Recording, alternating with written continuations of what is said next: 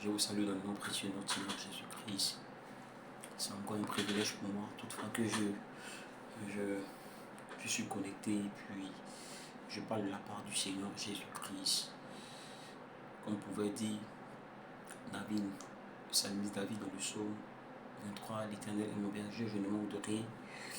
Et l'Éternel me comble de toutes ces conditions-là et de sa présence. C'est pourquoi, depuis ta position, shalom à toi, que la bénédiction de l'Éternel se manifeste dans ta vie, que la grâce et la bonté, la fidélité de l'Éternel, cette fidélité incommensurable, se répand dans tous les aspects, dans tous les secteurs de ta vie, au nom de Jésus-Christ. Nous allons, dans un premier temps, recommander ce temps dans la main du Seigneur, ce programme d'exhortation, de prière à l'Éternel Dieu. La Bible nous dit dans le livre de Proverbes 16, verset 3, « Recommande à l'Éternel tes œuvres et tes projets se réaliseront. » Nous devons, en d'autres termes, placer notre programmation, nos actions dans les mains du Seigneur et nous verrons ces choses-là se réaliser. Nous verrons ces choses-là voir le jour dans nos dans les différents aspects de nos vies. Amen, amen. Donc nous prions le Seigneur. Seigneur, nous te bénissons, nous te rendons toute la gloire pour ce temps de prière, pour ce temps de méditation que nous allons passer en ta présence. Nous prions que tu prennes le contrôle et que tu disposes toutes choses et que tu disposes des cœurs pour recevoir de ta part ta parole. Nous nous effaçons et que tu prennes le contrôle de ce temps et que le Saint-Esprit de Dieu, tu parles à notre pensée, tu parles à notre entendement, que la présence de Dieu se répand par l'onction du Saint-Esprit. Amen, amen. Nous parlons aujourd'hui du diable. Voilà, c'est un sujet qui est vraiment d'actualité. Et nous allons prendre le livre de 1 Pierre 5, verset 8.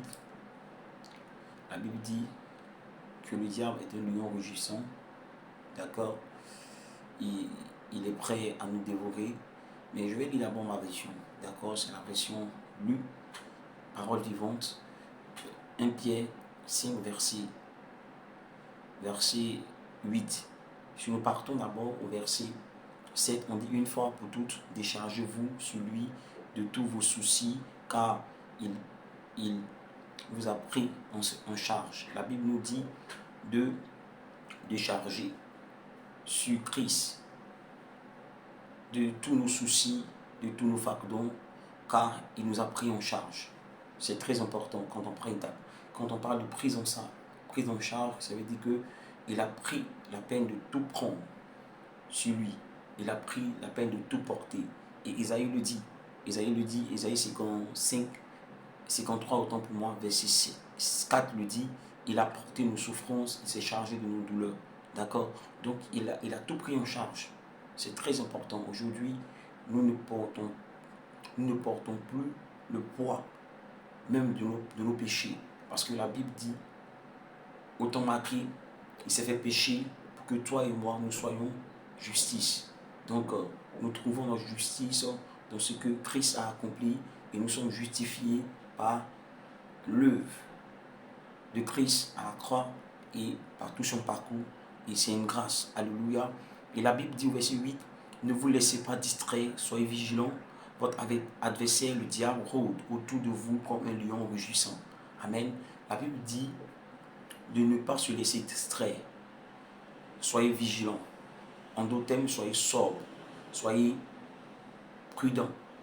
Parce que le diable travaille nuit et jour pour nous empêcher de jouir de la bénédiction de l'Éternel qui a été déjà répandue au travers des œuvres accomplies par Christ.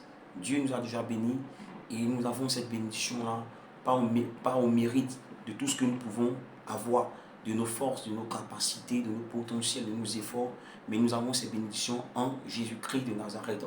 C'est pourquoi si vous vous rappelez, dans le livre de Psaume 23, j'aime ce passage-là parce que ce passage est très très important. pour ma vie. L'Éternel est mon berger, je ne manque de rien. Il me fait reposer dans de verts pâturages. Il me dirige près des eaux paisibles. Il restaure mon âme. Il restaure mon âme. En d'autres termes, il restaure ma pensée, ma volonté et mes émotions. Il me conduit dans les sentiers de la justice à cause de son nom, à cause du nom de Jésus-Christ que nous possédons aujourd'hui. La bénédiction que nous voyons, quand on parle de bénédiction, on fait allusion à un package, comme j'ai l'habitude de dire, à une collection de tout ce que tu peux imaginer de bon. Dans la bénédiction, on retrouve la santé, on retrouve la stabilité, on retrouve la délivrance, la restauration, on retrouve les dons de l'esprit, on retrouve le fruit de l'esprit qui est manifeste et qui est répandu dans nos vies. Donc c'est une collection entière que Christ a disposée, a mis en évidence pour toutes ces personnes-là qui croient en son nom et qui ont décidé de mettre leur foi, de mettre leur confiance au Seigneur. Pas des personnes qui comptent sur leurs propres capacités, des personnes qui comptent sur leurs propres efforts, sur leurs propres performances, qui se tapent la poitrine. Aujourd'hui, si je suis tel, je suis tel-ci, je suis là, c'est à cause de mon intelligence. Non, la Bible nous dit que Christ a tout payé pour nous. Et nous avons notre justice, nous avons tout ce que nous obtenons en tant qu'enfants de Dieu, en tant que rachetés de Dieu, à cause de ce que Christ a accompli pour nous. C'est pourquoi David l'a dit, à cause du nom de Jésus-Christ. Et la Bible nous dit dans le livre de Actes des Apôtres, aucun nom sur cette terre par lequel tu puisses être sauvé, si ce n'est que le nom de Jésus-Christ de Nazareth. Dans ce nom, il y a une puissance, dans ce nom, il y a l'autorité, dans ce nom, il y a le pouvoir, dans ce nom, il y a la guérison, dans ce nom, il y a la liberté, dans ce nom, il y a la vie, dans ce nom, il y a la paix, dans ce nom, il y a la restauration, dans ce nom, il y a l'épanouissement. Donc Christ est tout pour nous en tant qu'enfants de Dieu et nous devons manifester Christ. Alléluia. Et nous parlons aujourd'hui du diable. Amen. La Bible dit de ne pas nous laisser distraire par le diable. Et aujourd'hui, c'est un constat, c'est une remarque que moi j'ai fait en tant que serviteur de Dieu. On a un élément qui déstabilise, qui distrait aujourd'hui les enfants de Dieu et que j'en parle beaucoup dans mes différentes exhortations parmi des personnes, des brebis du Seigneur, sur la chaîne aussi. Amen, dans tout ce que Dieu m'a permis de pouvoir partager avec vous ou des personnes qui me suivent. Amen, amen, c'est la sensualité. Quand on parle de la sensualité, on parle de sens, des sens. Et nous avons les yeux, nous avons l'oreille, nous avons quoi encore? Le nez, nous avons la bouche et nous avons la peau. Oui, aujourd'hui, les enfants de Dieu que nous sommes des enfants de Dieu qui veulent voir pour croire. Nous voulons attendre pour savoir que cette chose-là vient du Seigneur. Amen, amen. Et j'ai compris que la chrétienté, Christ est au-delà de ce que tu peux entendre. Christ est au-delà de ce que tu peux ressentir. Nous n'avons pas besoin de ressentir le Seigneur. Nous n'avons pas besoin de voir le Seigneur. Nous avons besoin de croire en ce que Dieu a dit dans sa parole. Parce que cette parole-là, elle est esprit et vie. La Bible nous dit dans le livre de Hébreux 4, verset 12, si je ne me trompe pas de référence, que cette parole, elle est esprit, elle est vivante. Amen, amen. Et lorsque Dieu donne une parole, il veille sur cette parole-là pour l'exécuter. Et donc, toutes ces paroles-là sont accompagnées de révélations d'une puissance glorieuse du Seigneur pour atteindre la cible, pour atteindre l'objectif pour lequel cette parole a été cette parole a été libérée. Alléluia. Et le diable aujourd'hui, on prend ce chemin-là. Le diable aujourd'hui sème le trouble dans la vie de plusieurs personnes en présentant la réalité, en présentant ce que ces personnes voient, en disant à des personnes, regarde ton âge, regarde tu ne travailles pas, regarde dans la position dans laquelle tu te trouves, tous les jours tu es à l'église, tous les jours tu pries, tous les jours tu jeûnes, mais rien ne va. Et plusieurs personnes ont succombé à toutes ces réalités, à toutes ces circonstances que le diable a présentées à ces personnes-là. Pourquoi? Parce qu'ils ont placé leur confiance en ce qu'ils voient, en leur capacité, en leur performance, en leurs efforts. Et ça, c'est mal connaître le diable. Personne ne peut le dompter dans cette stratégie-là, la vision. Comme pouvait dire un serviteur de Dieu que l'ennemi premier de la vision, c'est la vue. C'est ce que tu vois. si tu vois ce que tu vois, tant que tu seras en train de focaliser, tant que tu seras en train de fixer tes regards sur le Seigneur, rien ne va te branler. Nous voyons ici l'histoire de Jésus-Christ qui marchait sur l'eau pour venir vers ses disciples. Et ces personnes ont pensé que c'était un fantôme. Et Pierre a dit à Jésus-Christ, si c'est toi réellement, permets-moi de venir vers toi. Et la Bible dit, autant les yeux de Pierre étaient fixés sur le Seigneur, autant Pierre ne s'enfonçait pas dans l'eau. À partir du moment où Pierre a détourné ses regards, Pierre a détourné ses pensées, Pierre a détourné ses oreilles, Pierre a détourné son sentiment, son ressenti sur le Seigneur, la Bible dit qu'il a commencé à s'enfoncer. Et beaucoup de personnes sont à l'image de Pierre. Beaucoup de personnes ont détourné leur regard du Seigneur. Beaucoup de personnes veulent voir pour croire. Et des personnes ne veulent plus croire en ce que la parole de Dieu dit.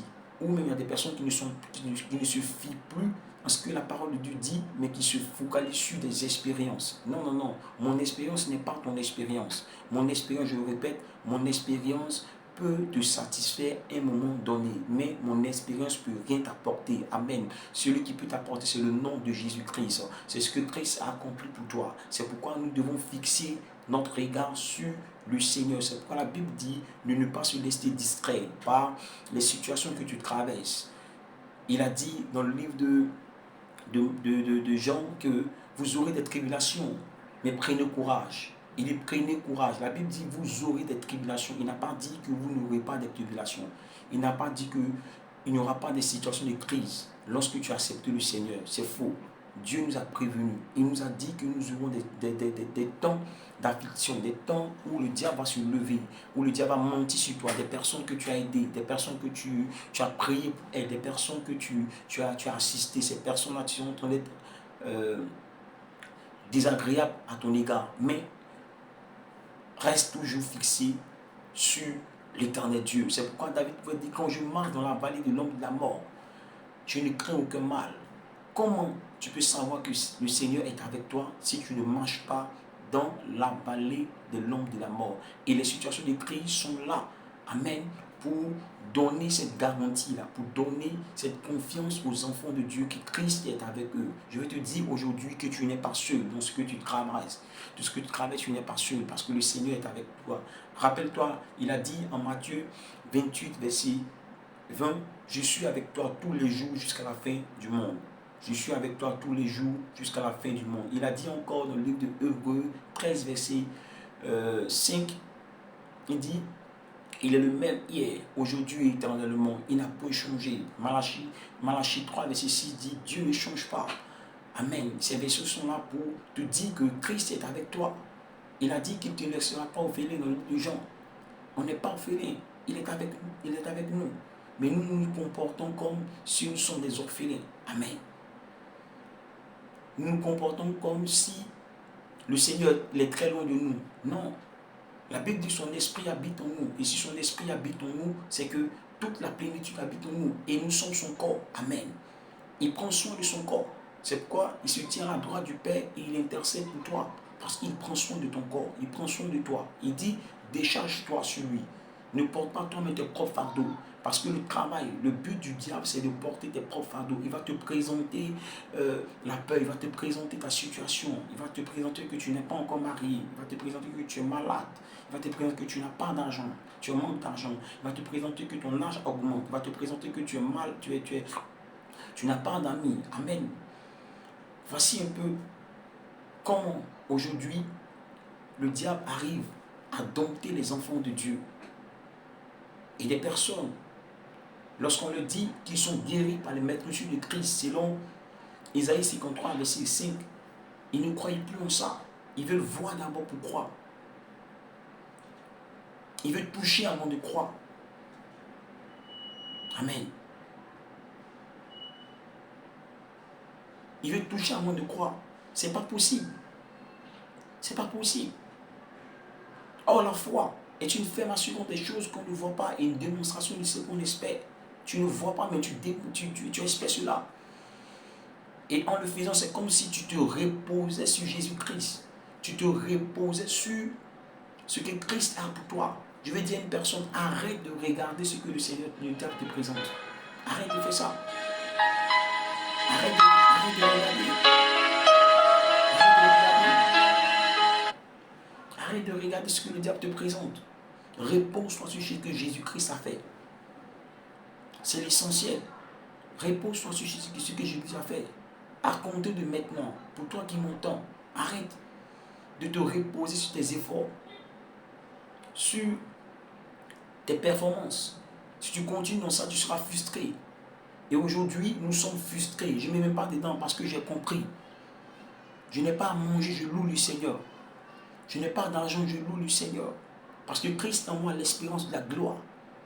Ce n'est pas à cause de moi. Je ne peux rien créer comme on a l'habitude de le dire. Je ne peux rien créer. Tout a été prédestiné. Et je fais partie de cette prédestination. Il a dit à Jérémie, avant que tu ne sois formé dans le sein de ta mère, je te connaissais. Avant que tu ne naisses, Dieu avait déjà planifié. Dieu avait déjà programmé tout te concernant. Dieu savait que tu vas traverser des moments de difficulté. Dieu savait que tu vas traverser des moments de crise. Et il a pourvu pour ces choses-là. Excusez-moi. Il a pourvu pour ces choses-là. Donc nous devons placer notre confiance en l'Éternel.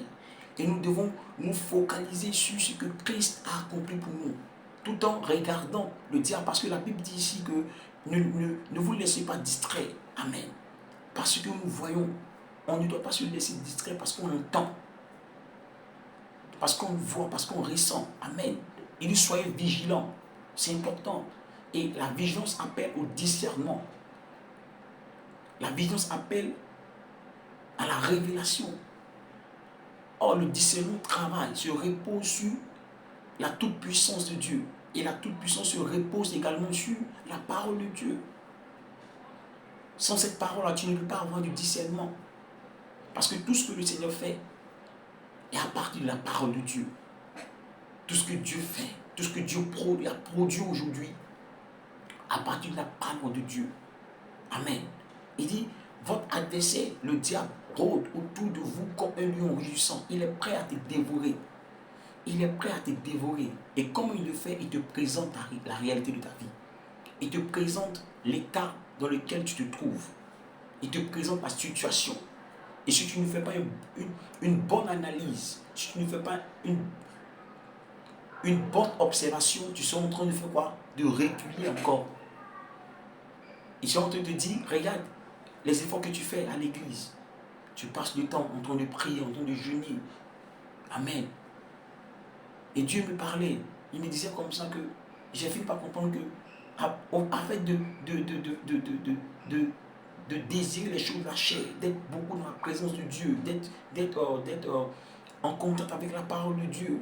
C'est vrai, c'est important. Je n'ai pas dit de ne pas être dans la parole de Dieu. Non, ce n'est pas ce que je dis.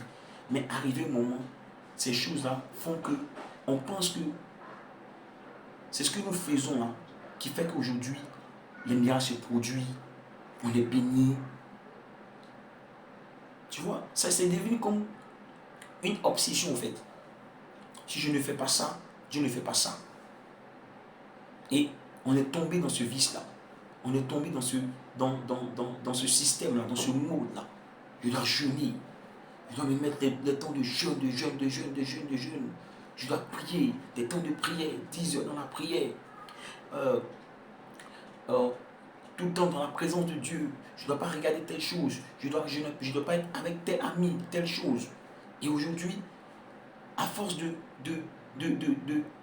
sacraliser même le christianisme, il y a beaucoup de déviations. Et des personnes s'auto-proclament qu'ils sont Dieu. Je n'index personne, mais c'est la réalité. Je suis passé par là. J'ai compris que Paul dit, c'est dans mes faiblesses que Dieu se glorifie. Quand je suis tombé sur ce passage-là, dans Corinthiens, j'ai vu et dit, waouh. Il dit, c'est pendant que je suis fort, pendant que je n'ai pas dit de vivre dans le péché. Non.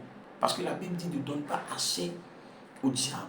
À partir du moment où tu vis dans le péché, le diable va contrôler ta vie. Il va contrôler, il va te malmener. Il va t'amener la culpabilité. Il va t'amener de ne pas être stable, de tout le temps penser, la peur, l'inquiétude sont ces armes-là. Amen.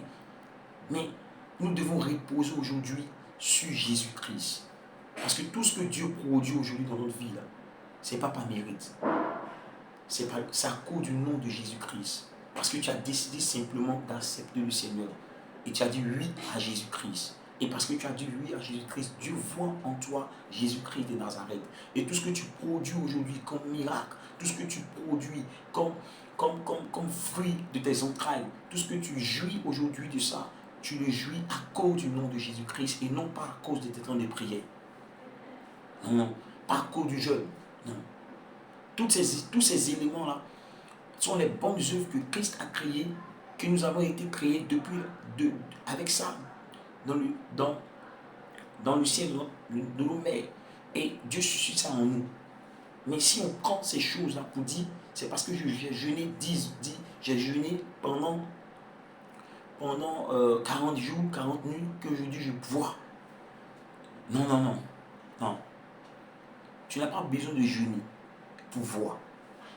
Tu n'as pas besoin de prier pour recevoir les miracles. Non. Mais le nom de Jésus-Christ dans ta vie, le fait que tu crois en ce nom-là,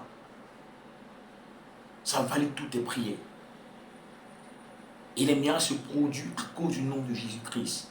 Et aujourd'hui, nous devons prôner le Seigneur.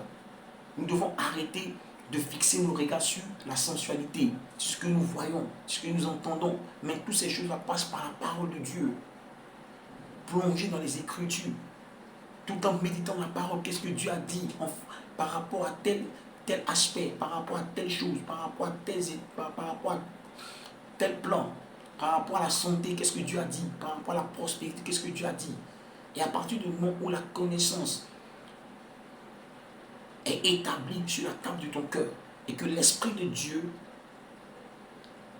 est en toi, commence à produire les choses extraordinaires dans ta vie. Parce que la Bible dit, c'est Dieu qui met en nous le faire et le vouloir selon son bon plaisir. Et il opère toutes choses selon le bon plaisir de sa volonté. Éphésiens, il le dit. Amen, amen. Donc aujourd'hui, nous devons fixer nos regards sur Jésus-Christ, sur sa parole. Nous devons nous reposer. Nous devons nous abandonner sur ce que Jésus-Christ a accompli. Et nous devons rechercher cela. Amen. Amen. Si nous ne le faisons pas ainsi, si on ne se repose pas sur Jésus-Christ, ce lion-là, le diable, il est en train de nous tromper. Ils sont en train de nous faire échouer dans nos actions. Parce qu'ils sont en train de nous mettre la pression.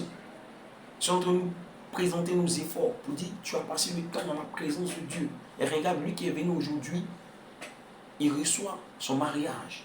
Il reçoit sa bénédiction. Oh, toi, tu as passé 30 ans. Mais pose-toi la question, pendant les 30 années que tu as passé là, tu as fondé ta confiance sur qui? Est-ce en Christ? Si c'est le cas, les 30 années, fais une étude ou fais un récap. Lorsque tu as eu confiance en Dieu, lorsque tu as mis Christ devant en tant que numéro 1 et que toi tu t'es mis en tant que numéro 0, quel a été le résultat? Quel a été le résultat?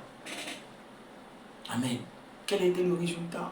Mais toutefois que tu as mis Christ au numéro 0, en position arrière, et que toi tu t'es mis devant, quel a été aussi le résultat?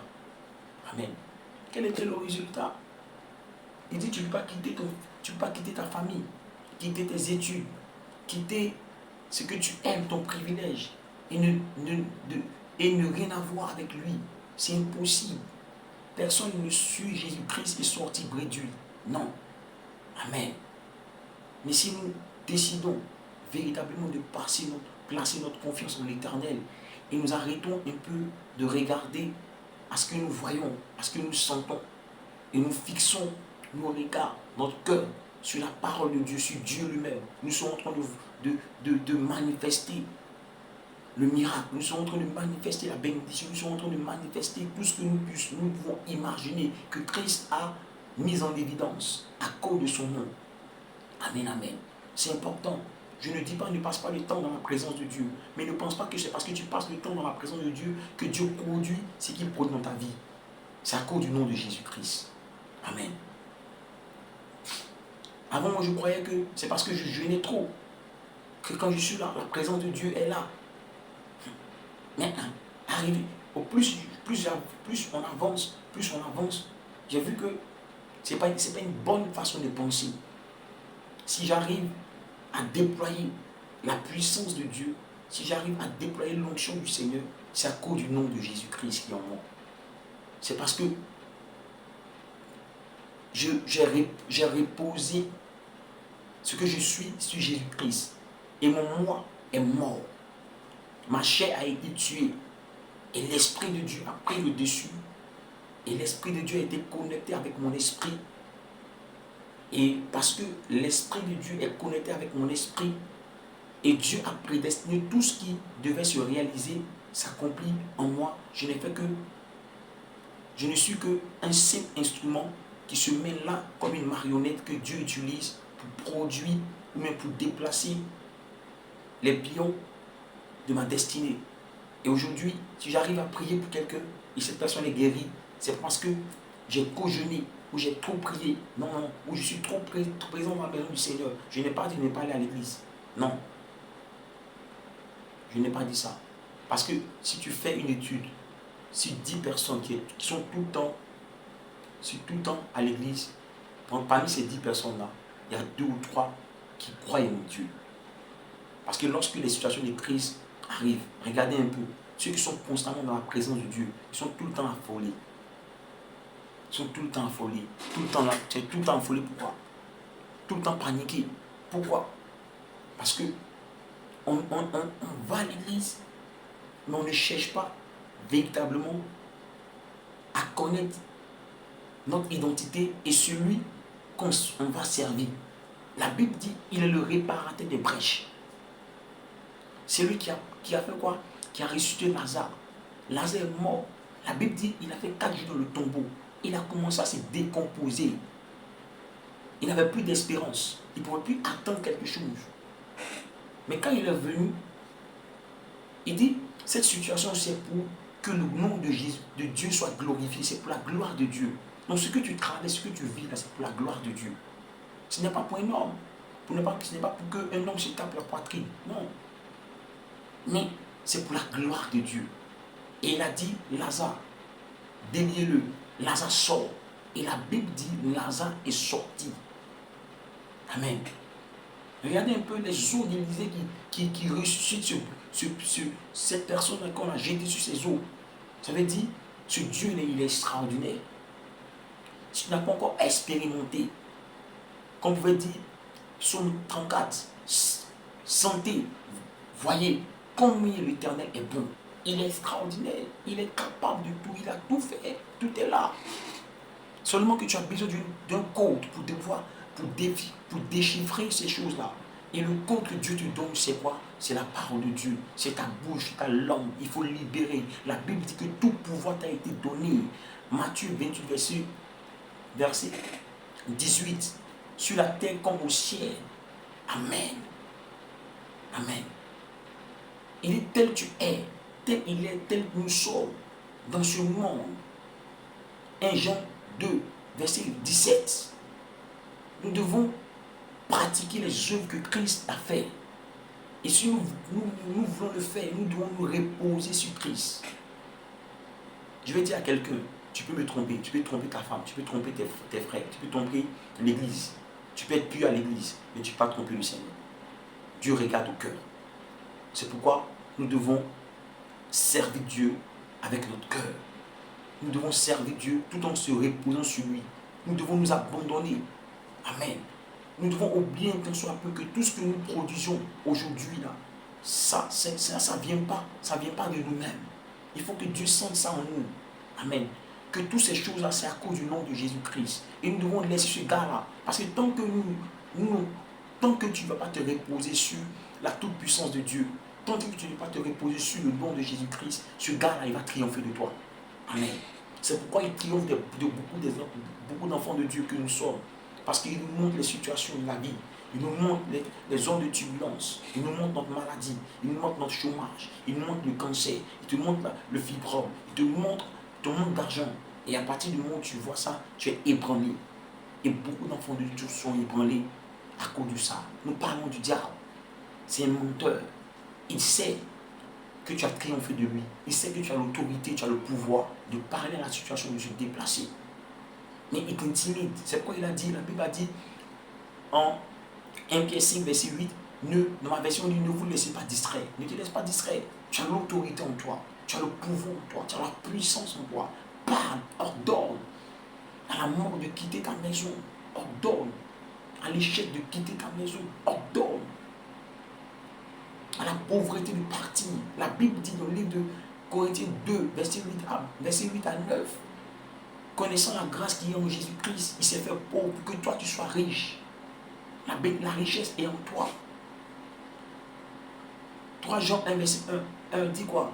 Je souhaite que tu prospères à tous égards, comme prospère l'état de ton âme, mais surtout que tu sois en bonne santé. Ce sont les promesses de Dieu qui sont encore d'actualité, qui existent encore et qui se manifestent dans nos vies. Amen. Nous ne devons pas regarder le diable. Il va toujours nous montrer la réalité. Il va toujours nous montrer les situations de crise. Mais nous devons fixer nos regards sur l'Éternel. Nous devons reposer sur la toute-puissance de Dieu. Nous devons savoir que tout ce que nous avons, tout ce que nous faisons aujourd'hui, c'est à cause du nom de Jésus-Christ. Et non pas une personne. Il n'y a pas de Superman. Le seul Superman, c'est Jésus-Christ de Nazareth. Il n'y a pas d'héros. Le seul héros, c'est le nom de Jésus-Christ de Nazareth. Et Dieu valide les prières qui viennent à partir du nom de Jésus-Christ de Nazareth. Parce que la volonté se trouve dans ce nom-là. Alléluia.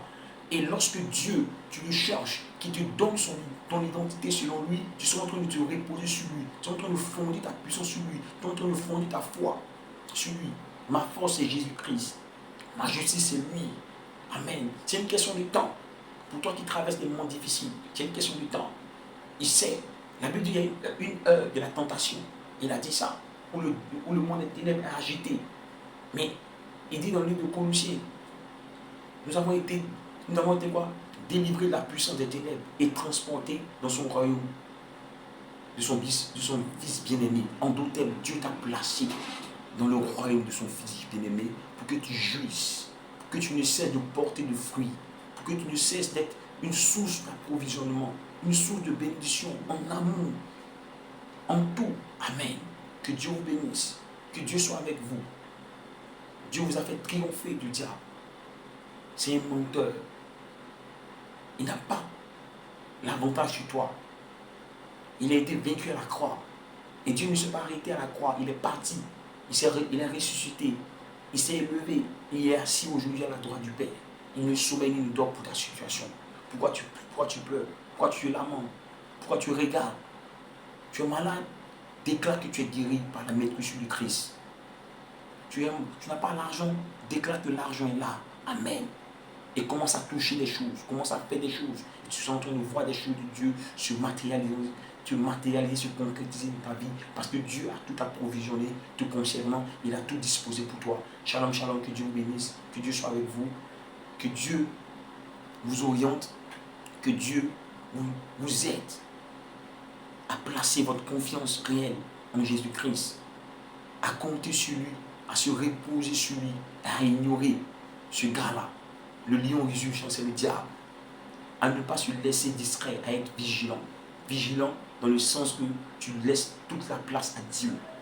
Et que lui soit le numéro 1 et toi en dernière position. Lui soit premier et toi dernier. Pour que les choses extraordinaires de ta vie se matérialisent. Dieu attend qu'un enfant de Dieu libère la bénédiction qui agit en lui.